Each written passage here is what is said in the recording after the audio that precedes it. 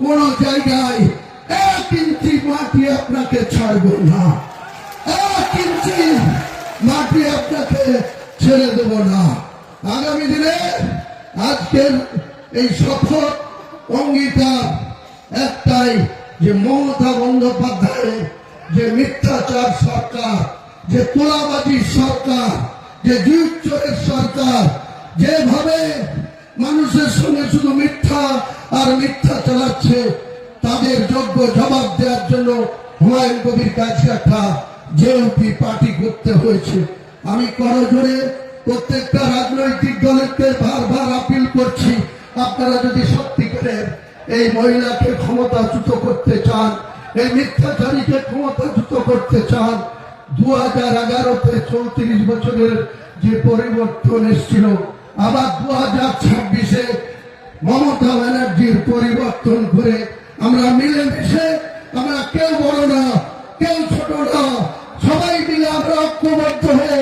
মমতা বন্দ্যোপাধ্যায়কে ক্ষমতাচ্যুত করি, নাহলে বাংলাটা বাঁচবে না, বাংলার কর্মসংস্থান হবে না, বাংলার শান্তিপ্রিয় মানুষ প্রতি পদে পদে লাঞ্ছিত হচ্ছে, বঞ্চিত হচ্ছে। তাই আমরা আজকে যেমন মিমকে সঙ্গে পেয়েছি, আরো কিছু সংগঠনকে সঙ্গে পেয়েছি, সকলকে নিয়ে আগামী দিনে আমার কোনো ইগো নেই, আমার কোনো অহংকার আমি দেখাতে চাই না, অহংকার কোনো জায়গা নেই কোনো মানুষের, সে মুসলিম হোক অমুসলিম হোক, ঈশ্বর বা আল্লাহ যিনি আমাদের সৃষ্টি করেছেন শ্রেষ্ঠ জীব হিসাবে, তাদেরকে সবসময় মহান উপরওয়ালার কাছে মাথা নত করে চলতে হয়। তিনি কখনকার আয়ু শেষ করে দেবে, কখন তাকে এই পৃথিবী থেকে কথা বলা বন্ধ করে দেবে, কখন কাউকে শ্মশানে নিয়ে যাবে, কখন তাকে কবরস্থ করবে, সেই মহান আল্লাহ তাআলারই ইচ্ছায় হয়, কোন মানুষের ইচ্ছায় হয় না।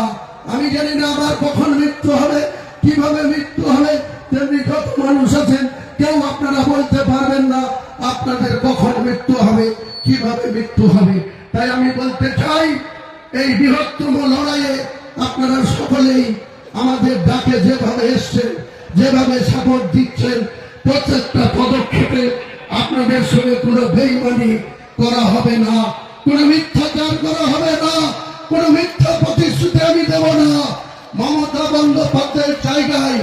আমাদের এই জোটবদ্ধকে নিয়ে আসুন, 1000 টাকার লক্ষ্মীর ভান্ডার 3000 করে দেবো, 1,20,000 টাকার ঘর 2 লক্ষ টাকা করে দেওয়া হবে। বাংলার কোন পরিযায়ী শ্রমিককে বাইরে কাজ করতে যেতে হবে না, আমরা কর্মসংস্থান করে দেব।